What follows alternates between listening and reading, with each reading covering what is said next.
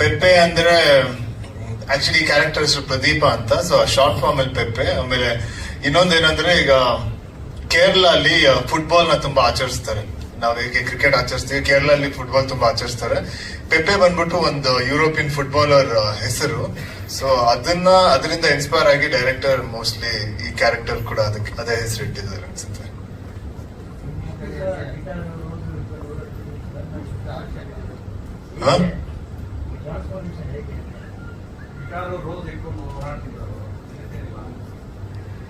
ಇಲ್ಲ, ಅದು ಇಟ್ಕೊಳಕ್ 10 ವರ್ಷ ಆಗಿದೆ. ಈಗ ಸಡನ್ ಆಗಿ ಇಟ್ಕೊಂಡಿಲ್ಲ, 10 ವರ್ಷ ಆದ್ಮೇಲೆ ಇಟ್ಕೊಂಡಿರೋದು. ಬಟ್ ಆ ಕತೆಗೆ ಬೇಕಾಗಿತ್ತು, ಆ ಕ್ಯಾರೆಕ್ಟರ್ಗೆ ಬೇಕಾಗಿತ್ತು. ಕೆಲವೊಂದ್ ಕತೆ ಗಿಟಾರ್ ಮೂಲಕ ಹೇಳ್ಬೇಕು, ಕೆಲವೊಂದ್ ಕತೆ ಊದ್ ಮೂಲಕ ಹೇಳ್ಬೇಕು, ಕೆಲವೊಂದ್ ಕತೆ ಈ ತರ ಏನಿದ್ದು ಮಚ್ಚ ಮೂಲಕ ಹೇಳ್ಬೇಕು. ಸೊ ಅದೇ ರೀತಿ ಪೆಪ್ಪೆ ಆತರ ಒಂದ್ ಕತೆ ಅನ್ಸುತ್ತೆ. ಅದಕ್ಕೋಸ್ಕರ ಇದ್ರ ಮೂಲಕ ಹೇಳಿದ್ರೆ ಬಹುಶಃ ಚೆನ್ನಾಗಿರುತ್ತೆ ಅನ್ಬಿಟ್ಟು ಟ್ರೈ ಮಾಡಿದ್ವಿ.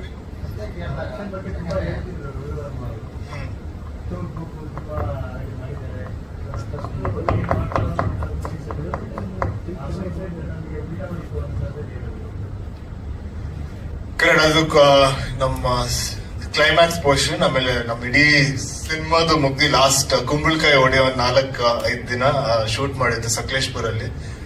ಆಲ್ಮೋಸ್ಟ್ ಒಂದು 30-40 ಜನ ಫೈಟರ್ಸ್ ಜೊತೆ ರವಿ ವರ್ಮ ಅವರು ಕೊರಿಯೋಗ್ರಾಫ್ ಮಾಡಿದ್ರು.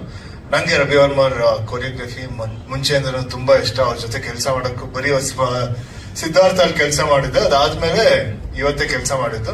ಸೊ ನಮ್ದೊಂದು 2.5 ಡೇಸ್ ಇಲ್ಲ 3 ಡೇಸ್ ಅಲ್ಲಿ ಈ ಫೈಟ್ ಸೀಕ್ವೆನ್ಸ್ ನ ಕಂಪ್ಲೀಟ್ ಮಾಡ್ಬೇಕಾಯ್ತು, ಒಂದು ಹಲವಾರು ಕಾರಣಗಳಿಂದ.